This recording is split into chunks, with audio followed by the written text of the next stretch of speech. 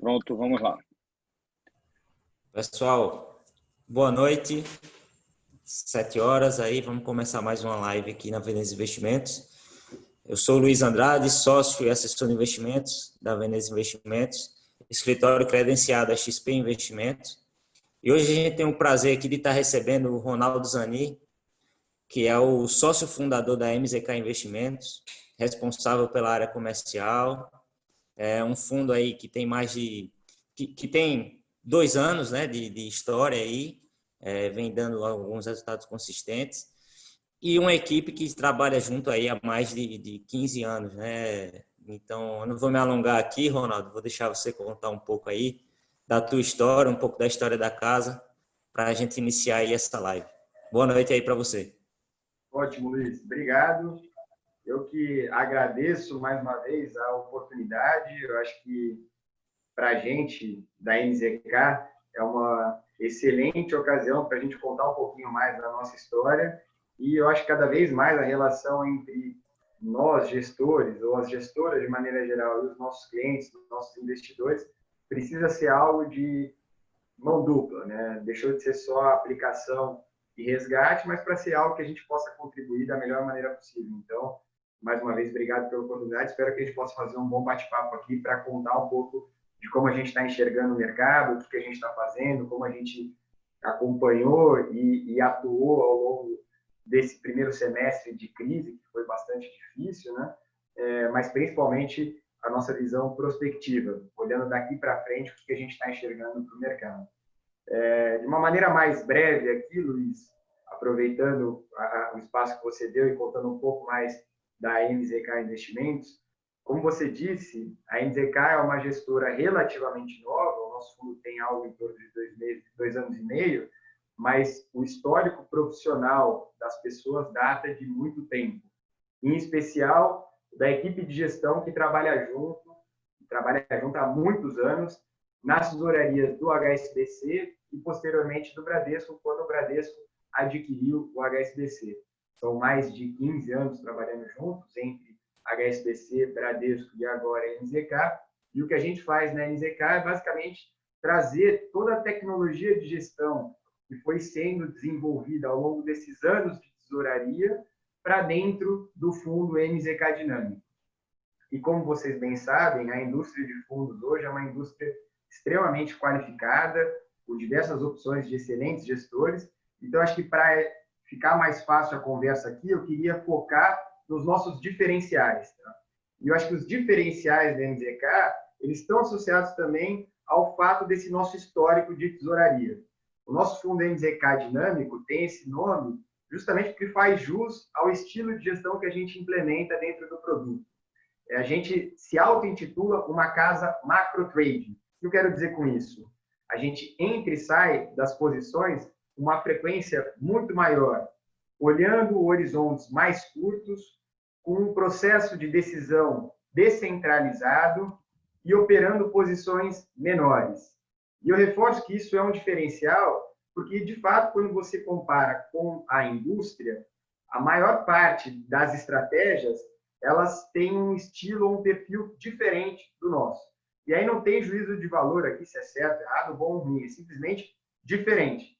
E pelo fato da gente ser diferente da maioria, acaba fazendo com que a gente possa combinar bem dentro de um portfólio de fundos, dentro de outras classes de ativos e dentro de um portfólio diversificado de clientes, isso pode fazer sentido na hora de construir a carteira. Então, de novo, reforçando, a gente tem uma postura mais ágil, mais dinâmica, de entrar e sair das posições com uma frequência maior, tendo um norte macro, sim, mas tentando capturar movimentos com horizontes um pouco mais curtos. Um processo de tomada de decisão descentralizado, e isso tende a gerar uma maior consistência de resultados. Então, a gente Ronaldo, só pontuando, né? Eu acho que é muito interessante essa estratégia, né? Porque você também tem que fazer o chamado market time, né? Exato. Você tem que se posicionar de acordo com o mercado, como você está vendo os cenários, né? Que é uma coisa que a gente vai falar muito hoje aqui. E, querendo ou não, as posições também, elas têm que ser pequenas, né? Sim. Você não pode ter posições muito grandes para conseguir fazer essas transições rápidas, né? Queria que você Exatamente. falasse um pouco também. E, de novo, sem juízo de valor, tá? Mas quando eu falo do diferencial, o contraponto da nossa estratégia pode ser exemplificado por aquele gestor que opera temas de longo prazo, com posições muito grandes. Muitas vezes essas gestoras estão gerindo dezenas de bilhões de reais, então necessariamente as posições precisam ser muito grandes e, em geral, um processo de decisão centralizado. E é o modelo mais comum de se enxergar na indústria, e tem gestores excepcionais que fazem isso, fundos excelentes que fazem isso. Mas na linha de construção de portfólio, de maior diversificação, a gente se coloca como uma alternativa diferente e que pode combinar bem entre esses estilos. Então, acho que, voltando aos dois principais diferenciais da casa, o primeiro, uma equipe que trabalha junto há muitos anos, com uma sinergia, um alinhamento, que é importante tanto para a gestão do fundo quanto para a gestão da empresa. E o segundo ponto, esse nosso estilo mais ágil, mais dinâmico, mais rápido nas tomadas de decisão. Eu acho que isso, como resultado final, tende a buscar um melhor retorno ajustado ao risco, que pode ser traduzido como consistência, como um bom índice de Sharpe, uma gestão sem grandes sustos, e é isso que a gente se propõe e vem trabalhando todo dia aqui para entregar para os nossos clientes, para os nossos investidores. E também esse controle de volatilidade, né, Ronaldo? Esse controle de volatilidade, né? Esse edge, vocês conseguem fazer um edge também, né? Nesses momentos difíceis de mercado. Exato. Eu acho que esse é um bom ponto, Luiz, porque já até aproveitando e comentando um pouco do que a gente viu ao longo da crise, né? Nós, como gestores e em função do nosso estilo, nosso mandato, a gente tem uma volatilidade explícita, um objetivo de risco ou de volatilidade que a gente busca entregar dentro do nosso fundo, para o nosso cotista, e, em contrapartida, um retorno coerente com esse risco. E, em períodos de crise, como que a gente observou no primeiro trimestre, em especial final de fevereiro e meio de março, é de se esperar que você tenha uma explosão da volatilidade dos ativos. E foi o que a gente observou nessa crise, numa intensidade, numa magnitude e numa velocidade nunca antes vista nos mercados financeiros. E, nesse sentido, se você não é proativo em readequar o tamanho das suas posições, muito provavelmente o seu fundo, o seu portfólio, também vai apresentar uma explosão de volatilidade. Então, no nosso caso aqui, como a gente tem esse mandato explícito de buscar uma volatilidade alta, a gente foi bastante proativo, a gente respeitou todos os mandatos de gestão e de risco do fundo, a gente foi diminuindo o tamanho das posições à medida em que a volatilidade do mercado foi subindo, e ela realmente atingiu níveis que podem ser considerados explosivos, vamos pensar assim, né? A Bolsa, por exemplo, estava sendo negociada com uma volatilidade em torno de 16% em janeiro, e só para dar a ordem de magnitude, no auge da crise ela atingiu 83%, uma volatilidade realizada de 3 meses, uma métrica aqui de risco. Hoje ela voltou para níveis próximos de 20%, mas deu um salto de 16% para 83%. Então, se você não for proativo e não tiver um controle bastante apurado de risco, é bem provável que você vai ou que você possa fugir do seu mandato. É coisa que a gente se atenta muito aqui, a gente tem como um pilar da nossa gestão preservação de capital, cumprimento das regras de risco, de mandato, em especial em períodos de intensa volatilidade como que a gente viveu, que foi uma das piores crises da história. Agora o mercado está se normalizando, a volatilidade também está se normalizando e também, se comparado com outras crises históricas, numa rapidez também bastante intensa. Né? Acho que tanto a crise quanto a volta está sendo tudo muito rápido. E, Ronaldo, eu queria que você falasse um pouco, vamos voltar um pouquinho, né? Vamos voltar para períodos pré-crise, né? A gente vinha um país que com uma agenda mais liberal, reforma da Previdência tinha passado, um bull market e euforia na Bolsa, né? Bolsa subindo forte, todo mundo feliz, e do nada vem essa pancada aí que foi o Covid, né? Mas qual era a visão de vocês para o Brasil, né? Como é que vocês estavam posicionados antes da crise? Como é que foi feita aí essa análise do fundo? Perfeito. Na realidade, como você mesmo comentou, a gente vivia uma realidade muito diferente do que a gente observou pós a pandemia, né? Ou durante a pandemia e nos meses que sucederam ali o auge da pandemia. Quando, final do ano passado e início desse ano, em janeiro, a gente vivia uma realidade de crescimento sincronizado entre nós, Brasil, aqui, com as economias desenvolvidas, numa situação de agenda política e de reformas extremamente positiva, com uma situação fiscal que a gente nunca tinha vivido antes, e todas as expectativas convergiam para um cenário de crescimento com inflação baixa, ou seja, um cenário muito, muito otimista. E a pandemia mudou radicalmente esse cenário, né? Trouxe uma revisão de crescimento muito grande, com os indicadores de crescimento despencando, a volatilidade explodindo, a necessidade de intervenção dos governos e dos bancos centrais, que fez com que a situação fiscal mudasse radicalmente e, em paralelo, toda a agenda política acabou ficando de lado. Então, isso mudou a dinâmica dos preços dos ativos e a gente viu uma correção muito forte, né?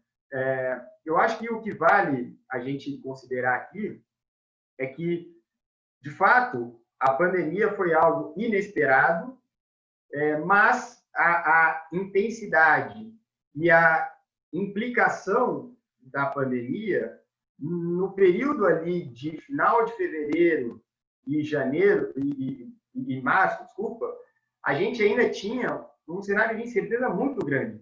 Então, era muito difícil você entender o que, de fato, aconteceria em função dos impactos da Covid, da pandemia. Então, nesse momento, mais uma vez, é importante você reforçar... Eu acho também, Ronaldo, que foi meio negligenciado pelos mercados, né? O que estava acontecendo na China, né? A gente via você resgatar... achava que isso ia chegar aqui, que eles iam cuidar da situação lá e ia diminuir um pouco o crescimento aqui, né? Porque é um país que consome muito commodities, tudo isso. Mas acabou que aconteceu o que aconteceu, né? Sim, se você for resgatar a cronologia dos fatos, as primeiras conversas a respeito de Covid na China se deram em janeiro. Em fevereiro, ela começou a se intensificar na China, mas o mercado, como você bem colocou, negligenciou.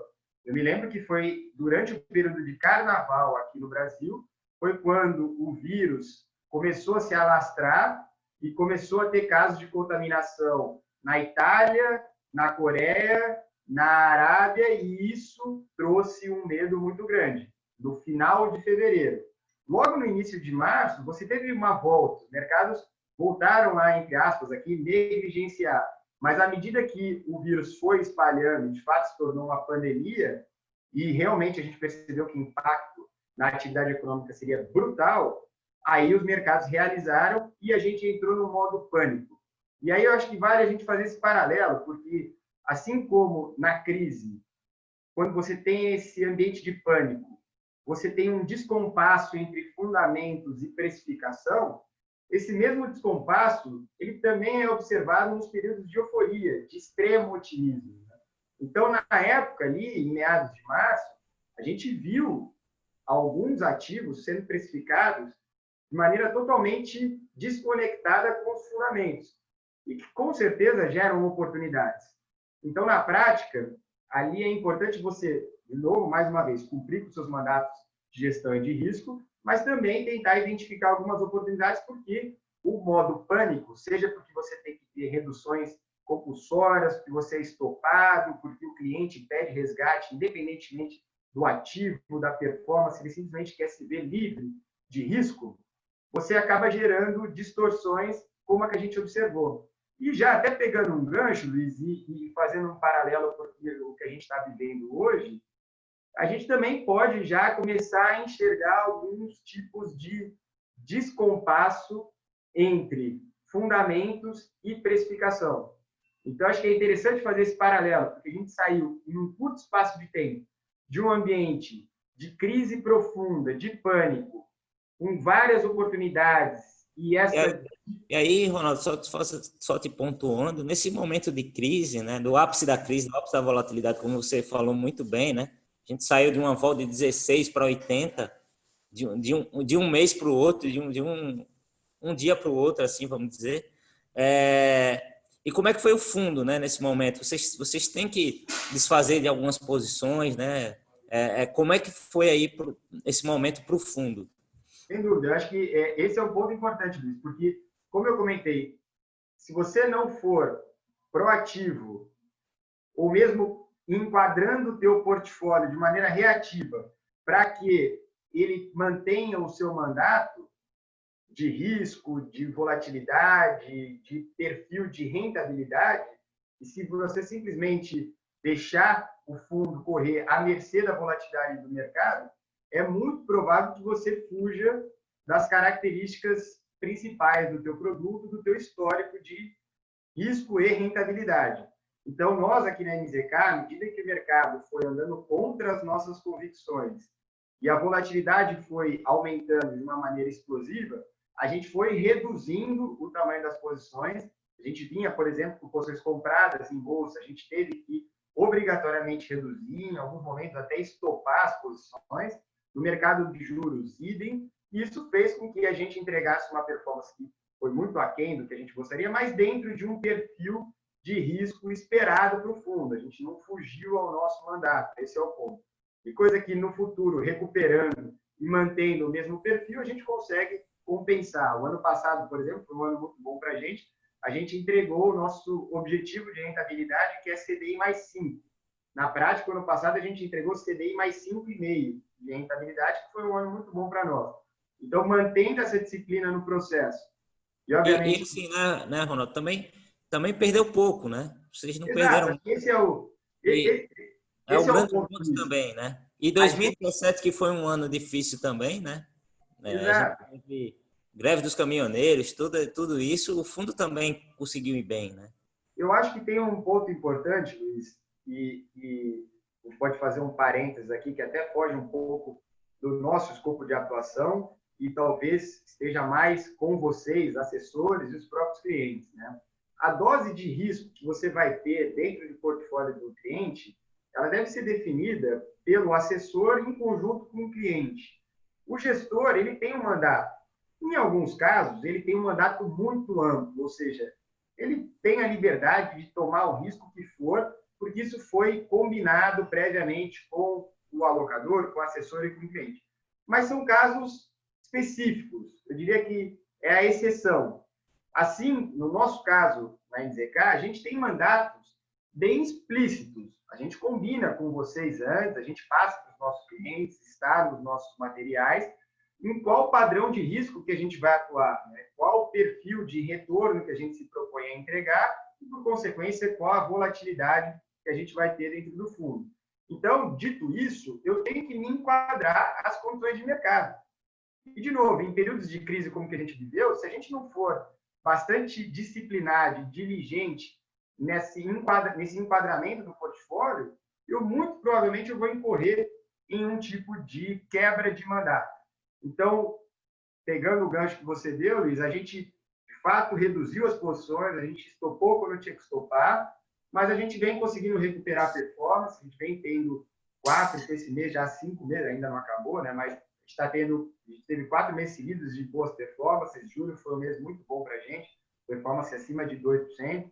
Esse mês a gente vem conseguindo recuperar também, mas eu acho que a mensagem principal é que gestão de fundos ela tem que ser olhando sempre para frente e não olhando para trás. A gente não vai mudar o nosso estilo, a gente não vai mudar o nosso mandato, a gente não vai mudar aquilo que a gente sempre fez e tem uma ampla experiência em fazer em função de performance passada. Isso vale para o bem e para o mal, tá?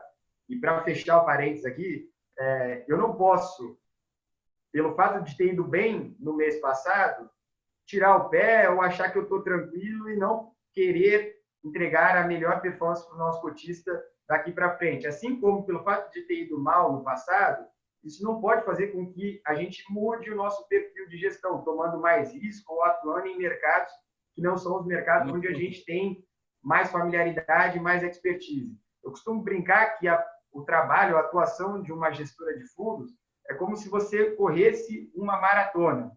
E mais ainda, é como se você largasse todo dia para essa maratona. Então, não tem fim. Todo dia tem um cotista novo entrando no fundo e que para esse cotista, a gente tem que entregar o resultado que foi combinado daqui para frente e não olhando o passado. Então, sem dúvida, a crise trouxe aprendizados que a gente vem implementando na gestão do fundo. E acho que é bom mencionar também, Ronaldo, desculpa interromper de pontuando, que a gente teve outro problema, né? Que não pode ser esquecido, que foi a Arábia Saudita e a Rússia, né? Nesse choque do petróleo aí que aconteceu também, acabou influenciando aqui também, né? Questão de inflação, e acho que vocês olharam para isso também, né? Nesse momento. Eu acho que foi uma série de eventos extremamente inesperados, atípicos e que geraram uma instabilidade muito grande para o mercado. Você mesmo pontuou, naquele dia você teve uma queda do preço do petróleo que ninguém podia imaginar. E, de novo, você gera distorções, você gera descompasso entre fundamentos e precificação. E operar nesse ambiente é extremamente difícil. Mais uma vez, a gente tem um dever fiduciário aqui de preservação de capital do nosso cotista.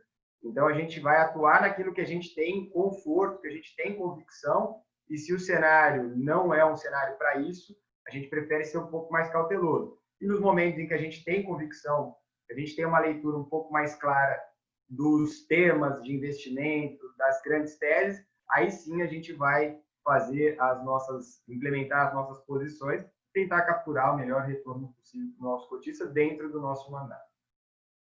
Muito bom, Ronaldo. E eu queria saber de vocês agora, como é que vocês estão vendo a situação hoje, né? Depois da crise, como é que você vê essa curva de juros inclinada? Eu acho que vocês conseguiram ter ganhos com isso também, né? Vocês conseguiram aproveitar bem esse movimento. O Banco Central cortando os juros, mas a curva continua inclinada, né? Qual é a visão de vocês com relação a isso? Como vocês estão posicionados? A gente vê lá fora, as economias se recuperaram bem, né? Principalmente nos Estados Unidos, carregada pelas FANGs, a gente pode dizer também, né? Que são Facebook, Netflix, essas empresas digitais, e um banco central que foi muito atuante, né? Que jogou aí trilhões aí na economia, Banco Central americano, Banco Central europeu. Como é que você vê isso também lá fora e aqui? Perfeito, Luiz. Eu acho que, na verdade, como a gente sempre faz aqui, para a gente definir o nosso portfólio, a gente faz uma espécie de análise que é uma balança. A gente coloca de um lado os fatores positivos, de outro lado os riscos e fatores negativos, e aonde a gente encontrar o equilíbrio entre essa balança, a gente vai surfar ou vai fazer as nossas estratégias, implementar nossas posições. E hoje, entre esses fatores todos que a gente considera, a balança ela pende mais para um cenário otimista, para um portfólio positivo. Porém, os riscos existem. Então, eu acho que para a gente fazer uma análise legal, na linha que você comentou, Luiz, acho que é importante eu citar aqui quais são esses fatores otimistas e quais são os riscos. E por que no balanço a gente está mais otimista. Dependendo da diferença que essa balança apontar, eu vou estar extremamente otimista, eventualmente eu posso estar neutro e eu posso, por um acaso, estar extremamente pessimista. Tudo vai depender da análise desses fatores. E hoje, quando a gente olha para o lado positivo da história, a gente vê 3 fatores muito importantes, dos quais você, inclusive, já mencionou alguns deles. Eu acho que o primeiro é toda essa atuação dos governos e dos bancos centrais gerando um estímulo que nunca antes foi visto também, tanto do lado fiscal quanto do lado monetário. Então, a gente vê uma expansão fiscal enorme e os bancos centrais colocando as taxas de juros em níveis próximos a zero. Então, nesse ambiente, você cria um suporte para os ativos de risco, que é o que a turma vem falando bastante, num termo em inglês chamado TINA, ou There is no alternative. Significa que, num ambiente de extrema liquidez, garantia por parte do governo dos bancos centrais dos ativos, com taxas de juros muito baixas, você acaba sendo quase que obrigada a buscar outros ativos, ativos de risco, para poder rentabilizar o seu capital. E nesse cenário, talvez a Bolsa seja uma das classes que mais se beneficia. E a gente viu isso acontecer lá na crise de 2008, 2009, e a gente vê acontecendo agora.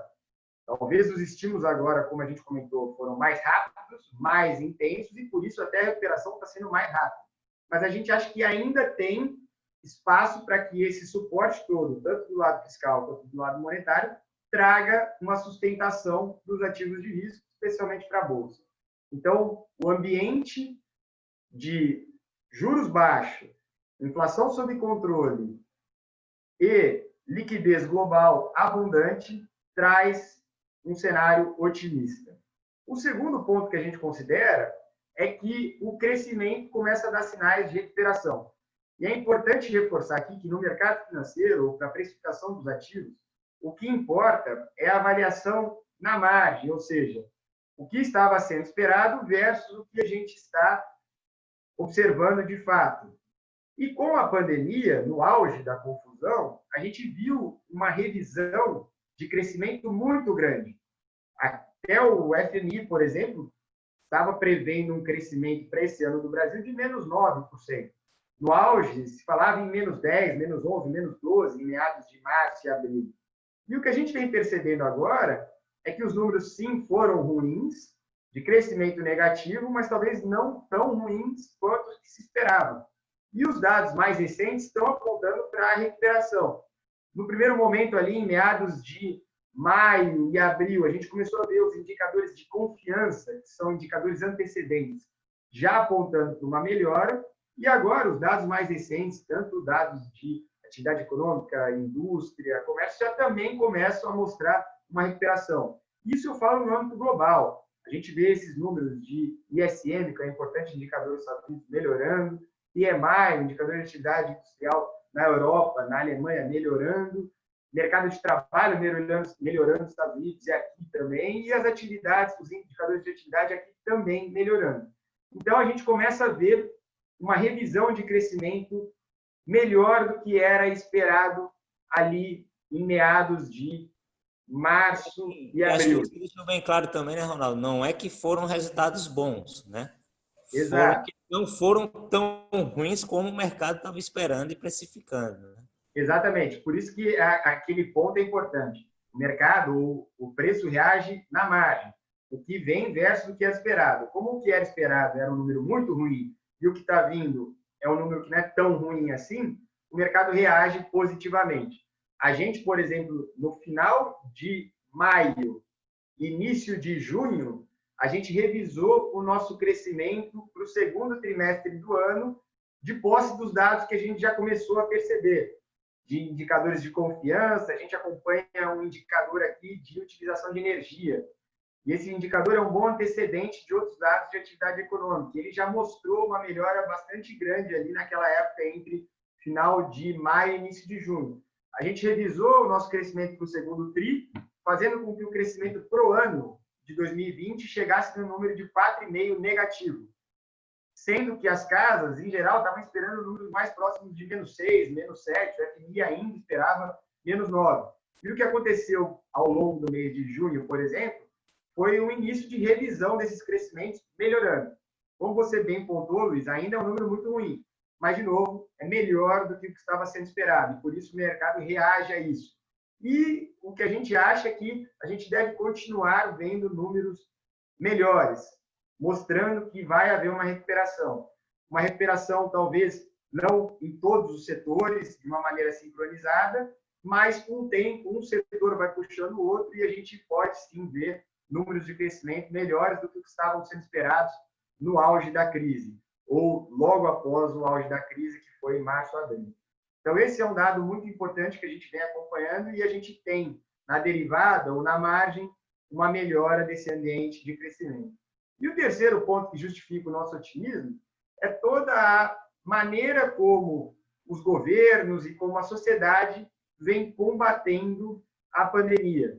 Eu acho que, se comparado com março e abril, onde a gente tinha um nível de conhecimento muito baixo a respeito da pandemia versus o que a gente tem hoje, A gente tem hoje uma melhora muito grande no protocolo para combater a pandemia, seja nos protocolos associados à saúde, aos tratamentos, e como você vem trabalhando, principalmente na saúde pública, a questão do combate, e inclusive tendo números recentes de que as coisas estão menos caóticas do que se esperava, inclusive com fechamentos dos hospitais de campanha e leitos vagos, você também tem uma melhora no combate da pandemia por parte dos governos. As ações são mais localizadas no que se refere a isolamentos, a lockdowns.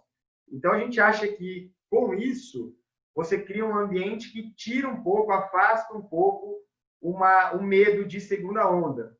E o mercado ele é tão intenso e tão rápido que a gente estava discutindo segunda onda um mês atrás. Início de julho, desculpa, a gente estava falando de segunda onda. Você tinha números bem alarmantes nos Estados Unidos, em alguns estados como Texas, Califórnia, mesmo na Flórida. Hoje a gente estava vendo algum número piorando. Os mercados eles estavam acompanhando muito esses dados do coronavírus, né? Casos crescem, casos diminuem. Passou a ser uma variável que a gente acompanha mais de uma vez por dia. Né? Cada número que sai, a gente acompanha. E o que a gente percebeu é que os números estão melhorando. Não estou querendo ser negligente aqui, tá? De maneira alguma, mas o fato é que os protocolos estão melhorando. Então, a gente vê uma certa melhora na percepção dos impactos negativos da Covid para os mercados, para a atividade econômica. E, fora isso, que seria a cereja no bolo, é a questão da vacina, que a gente acha que está cada vez mais próximo de ser anunciado uma vacina que seja eficiente para o combate do vírus. E, nesse sentido, isso tira daí essa incerteza, tendo uma vacina eficiente, você tira de vez essa incerteza do coronavírus, e a gente acha que está mais próximo de uma vacina do que uma segunda ou terceira onda do vírus que possa trazer um lockdown, um fechamento das economias numa intensidade muito grande. Tá? Então, dito isso, acho que isso que caracteriza e que faz com que a gente esteja mais otimista para os mercados. Por outro lado, como eu comentei, a gente tem o lado da balança negativa, que são os riscos, que são as ameaças. E eu também gostaria de elencar 3 principais fatores de risco. Só um parênteses, Luiz, e todo mundo aqui que está nos assistindo, as análises elas são muito mais complexas, né? Elas levam em conta os aspectos técnicos, às vezes você tem temas, assuntos, notícias que influenciam os mercados naquele dia, e a gente tem que estar muito atento a isso, tá? Então, eu estou tentando resumir em 3 fatores positivos, e vou falar agora dos 3 riscos, mas esse número é muito maior. Ainda mais vocês, né, Ronaldo? Que vocês fazem isso muito bem, né? A gente tem que ficar... O nome do fundo já diz, né? Tem que ser dinâmico. Vocês têm que estar sempre fazendo esse trading, né? Exatamente. Mas, elencando os 3 principais fatores de risco que a gente considera aqui, o primeiro diz respeito à nossa economia local aqui e à nossa situação fiscal. A gente acha que o fiscal, a trajetória da nossa dívida PIB é algo que tem que ser muito bem acompanhada e conduzida por parte dos nossos políticos. E, em função da pandemia, a gente vem ouvindo um certo discurso mais expansionista, menos austero, flertando com ideias que vão contra o teto de gastos e fazendo com que os gastos que a gente vem tendo agora para combater a pandemia, eles deixem de ser pontuais e passem a ser recorrentes. E se isso acontecer, a gente pode ver a nossa trajetória de dívida PIB indo para uma dinâmica explosiva. A gente já teve uma mudança em nível enorme da nossa dívida PIB em função de todos os gastos que foram feitos para combater a pandemia. E a gente acha que esses gastos foram devidos, foram necessários, assim como foi feito na maior parte do mundo. O que não pode acontecer é, de novo, transformar esses gastos que são pontuais em recorrentes, de modo a fazer com que a nossa trajetória de dívida seja explosiva. Se isso acontecer, a gente vai ter um impacto muito grande nos mercados, na economia e no preço dos ativos. Por hora, não é o nosso cenário base. mas a gente tem que acompanhar muito de perto. A gente está indo para uma dívida PIB próxima de 100%, a gente está indo agora para 95%, podemos chegar em algo em torno de 96, 97, 98%, o que torna a situação ainda mais delicada. Por isso é importante que haja um compromisso por parte dos nossos governantes com o cumprimento das metas, do teto de gasto e uma austeridade pelo lado fiscal. Isso a gente está muito atento, isso pode trazer implicações muito negativas se a gente flertar ou caminhar nessa direção.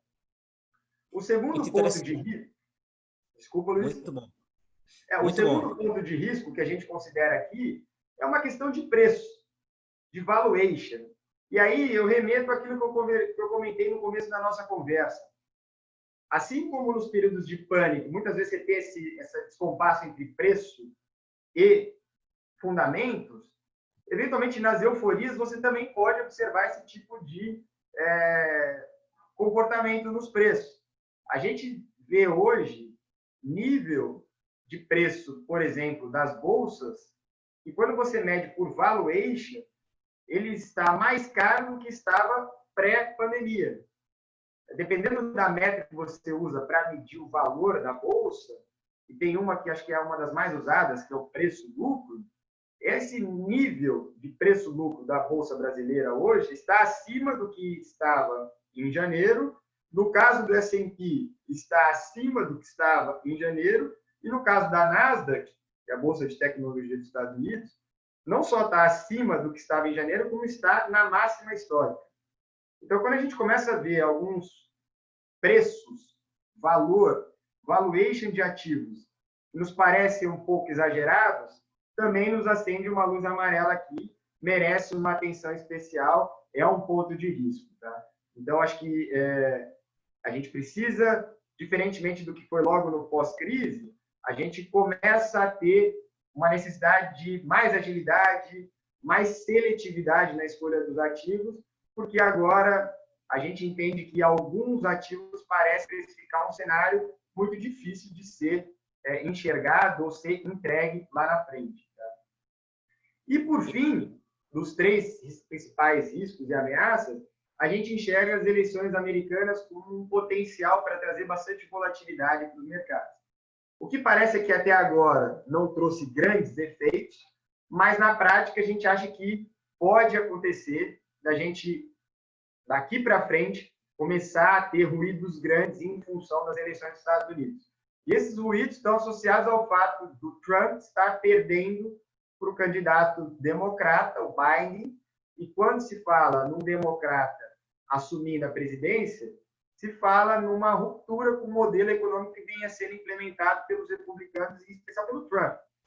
E esse modelo era um modelo de estímulos fiscais, estímulos à atividade econômica, às empresas, e que, pelo lado dos democratas, a gente poderia ver, pelo menos no discurso e no histórico, uma postura mais de aumento dos impostos para aumentar os gastos, como saúde, como educação.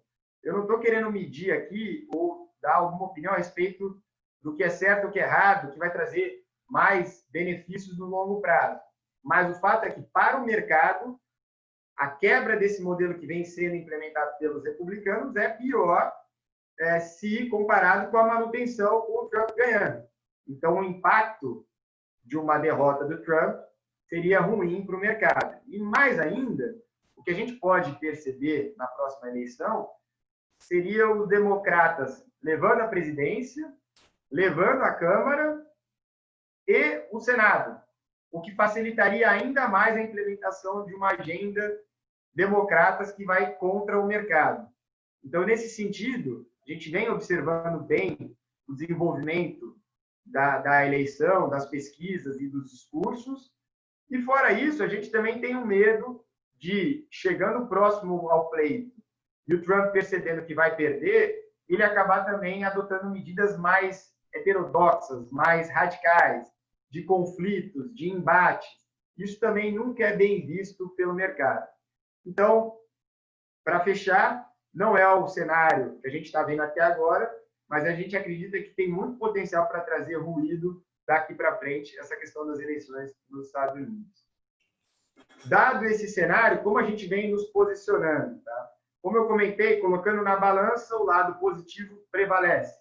E por isso hoje a gente tem uma carteira mais otimista. Hoje a gente gosta de comprar bolsas, principalmente nos Estados Unidos, e fazendo uma rotação entre os índices. A gente vem se posicionando nos índices como o S&P, como o Nasdaq, Dow Jones e eventualmente até no índice FANG, como você comentou, que é o índice que replica as principais empresas de tecnologia dos Estados Unidos. E a gente vem fazendo esse rotation. Ora a gente está mais alocado no índice, ora no outro, a gente zera, a gente diminui. Então a gente vem sendo bastante ativo na construção do portfólio de ações, combinado também com uma posição aqui no mercado doméstico, comprado na bolsa local. No mercado de juros, a gente já não vê grandes oportunidades assim, com posições vendidas nas taxas ou aplicadas nas taxas de juros.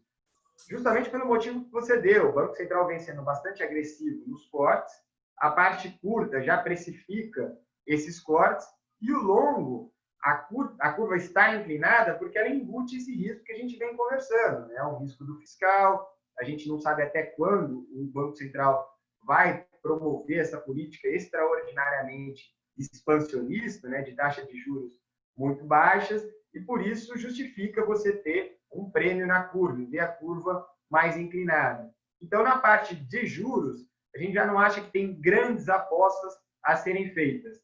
A gente gosta de operar a inclinação, ou seja, um vértice mais curto, um vencimento mais curto, combinado com um vencimento mais longo. No passado, a gente estava aplicado nessa inclinação, esperando que a curva ficasse um pouco mais achatada. Mais recentemente, a gente estava tomado nessa inclinação, esperando que ela continuasse inclinada. Então, a gente vem sendo bastante ativo agora, as posições são mais táticas do que estruturais. E no mercado de câmbio, a gente também tem um viés mais tático. A gente gosta de entrar e sair com uma frequência maior e, mais recentemente, a gente vem explorando posições compradas em real contra o dólar americano e compradas no euro também contra o dólar americano. Então, acho que essas são as nossas principais posições para tentar replicar e refletir os nossos temas de investimento dentro do nosso portfólio. Muito bom, Zanin. Zanin, acho que um ponto interessante você falando, eu queria, a gente está chegando perto do final, vamos abrir para perguntas, já tem perguntas aí, mas eu queria que você falasse um pouco também, como é que você enxerga esse risco inflacionário hoje? Como é que o fundo enxerga isso? A gente vê que a inflação é um bicho que uma vez ou outra ele acorda aqui no Brasil, né? Hoje ele está dormindo, mas o IGPM eu acho que já deu algum susto, né? Embora a inflação em julho tenha vindo abaixo do esperado. Como é que vocês estão enxergando esse risco inflacionário hoje? Você acha que pode voltar? E eu queria que você fizesse um adendo também, né? Com essa queda da taxa de juros e essa volatilidade do dólar também. Como é que você está enxergando isso? O dólar hoje oscilando, eu vi o dólar oscilar em uma manhã quase 2%. E não é muito comum também, né? Os importadores, principalmente nossos clientes, vêm sofrendo muito também com isso. Como é que você está enxergando isso? Perfeito. Começando pelo lado da inflação, Luiz, a gente de fato tem um cenário bastante tranquilo para a inflação. A gente acha que não tem pressão para que haja alguma inflação no horizonte que a gente estima. O nosso economista aqui, o Luiz Fernando Azevedo, inclusive, foi reconhecido entre os top 5 do Banco Central com projeção de médio prazo da inflação. No ano passado, ele foi top 1 de curto e médio prazo. E nos nossos modelos aqui, o que a gente espera é que a inflação continue bastante comportada. Tá? A gente tem um hiato de produto muito grande ainda para ser fechado, para eventualmente poder ver inflação. Então, acho que, sem dúvida, seria um grande risco para a gente, porque poderia levar ao Banco Central ter que elevar os juros e esse movimento traria um impacto muito grande, principalmente na nossa situação fiscal, e tiraria esse estímulo que a gente já vem percebendo e vem entendendo que está trazendo benefícios. Então, acho que o cenário inflacionário seria muito ruim, mas a gente não vê a inflação como uma preocupação no horizonte que a gente enxerga. Isso envolve o final desse ano, início do ano que vem, o que abre espaço para o Banco Central continuar sendo extremamente frouxo ou expansionista ou dovish, como a gente fala aqui no mercado, né? Pelo lado da volatilidade do câmbio, a gente entende que, sem dúvida, o câmbio está cada vez mais difícil de operar, porque realmente você tem um nível de volatilidade enorme. A gente vê tanto o número de players ou de participantes no mercado de câmbio com um viés muito mais especulativo se comparado com o que a gente via no passado. E prova disso é o número de pessoas físicas operando o câmbio, o aumento da relevância do contrato mini de câmbio. E antes você tinha um amortecedor, que era a taxa de juros aqui, para suavizar os movimentos do câmbio, e que agora não tem mais. Então, o câmbio, inclusive, é até interessante você comentar, porque no pré-crise, ele estava rodando, só para dar ordem de magnitude, né, numa volatilidade próxima de 9%, ele chegou a bater, no auge da crise, ele chegou a bater no máximo 30% de volatilidade, só que esse máximo foi no passado recente, coisa de 2 meses atrás. Hoje a volatilidade está em 26%, continua muito alta, justamente por esses fatores que a gente entende que estão influenciando o mercado de câmbio. Uma componente especulativa muito maior, a participação de investidores que antes não existiam no mercado, que são as pessoas físicas, com uma componente mais de curto prazo e especulativa, a participação do mini também, e a ausência desse colchão que é a taxa de juros. Tá? E isso dificulta bastante você operar o câmbio. Como você mesmo colocou aqui, um exportador ou um importador que precisa fazer o câmbio para tocar o seu negócio, acaba sendo refém de uma volatilidade muito grande e dificulta bastante a sua atuação. Parece que não é muita preocupação do Banco Central nesse sentido. Sem dúvida, é um alerta, todo mundo acompanha, mas ele está olhando para outros fatores dos ativos do que o simples fato da volatilidade no câmbio. Mesmo porque essa volatilidade já vem alta já há alguns meses. Fiz a relação aqui com os juros que você comentou. Acho que antigamente existia esse amortecedor justamente porque a gente tinha um diferencial de taxa de juros enorme. Os investidores internacionais vinham para cá, para o Brasil, para capturar o diferencial de juros. Hoje em dia não vem mais. Então, você perdeu esse colchão que era o diferencial de juros e hoje a gente está à mercê tanto dos fundamentos, mas agora também de uma característica especulativa muito maior. E Zanin, eu acredito que vocês conversam muito também com hedge funds, né? Esses caras que vêm investir aqui, os gringos, né? Os chamados gringos, né? E a gente viu uma saída absurda hoje dos gringos, né? E foi trocado isso para as pessoas físicas, né? As pessoas físicas entraram, os gringos saíram. Eu acredito que eles olham muito para o que você falou, né? Que é um dos cenários, que é essa questão do teto de gastos, né? Que é muito importante a gente manter isso, né? Esse teto de gastos, até porque o gringo, para ele vir para cá, ele vai estar olhando para isso, né? Sem dúvida. Eu acho que o investidor profissional, ele tem, em especial os grandes gestores lá fora, os grandes investidores internacionais, eles têm os mecanismos e os instrumentos para se posicionar nos mercados que eles acharem melhor. E no Brasil, na verdade, com a pandemia, você acabou tendo também grandes oportunidades em outros mercados que ofereciam uma relação retorno-risco melhor do que a do Brasil. Então, a gente viu uma fuga, uma saída maciça de investimentos dos investidores estrangeiros, em especial na Bolsa, e que continua, esse movimento continua. Mas, como você bem colocou, ele foi suprido, a saída foi suprida pela entrada das pessoas físicas e mesmo os gestores domésticos. Mesmo com a crise, a captação dos fundos de ações, por exemplo, continuou sendo positiva e bastante positiva ao longo do semestre. Isso vem dando sustentação, vem trazendo demanda dos papéis. Então, o investidor, voltando ao teu ponto, o investidor internacional, ele tem acesso a todos os mercados e ele enxergou outras oportunidades melhores do que a do Brasil, em função justamente desse ponto que você falou, dos riscos que a gente tem aqui. Não precisa ir muito longe. Há 2 meses atrás, a gente estava numa iminência de um risco político enorme, né? Numa guerra entre os poderes, legislativo, judiciário, investigações envolvendo políticos importantes, a parte do judiciário tendo um embate muito grande com o executivo. Então, isso está falando de 1 mês e meio, 2. O gringo, como ele tem horizontes mais longos, quando ele vê cenários como esse, ele prefere ficar fora. Mesmo que depois ele volte lá na frente, em preços acima, mas com um pouco de clareza, uma leitura um pouco mais clara de cenário. A nossa bolsa, medida em dólar, ainda é uma das piores bolsas do mundo.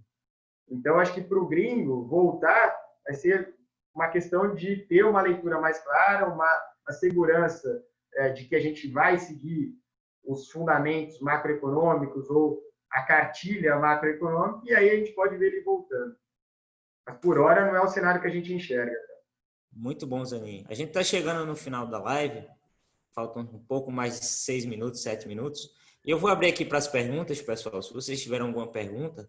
E tem uma pergunta aqui, Zanin, do Fábio, que ele pergunta o seguinte: Zanin, como vocês enxergam uma possível onda de desemprego e a falta de liquidez após setembro, quando acabarem os incentivos do governo?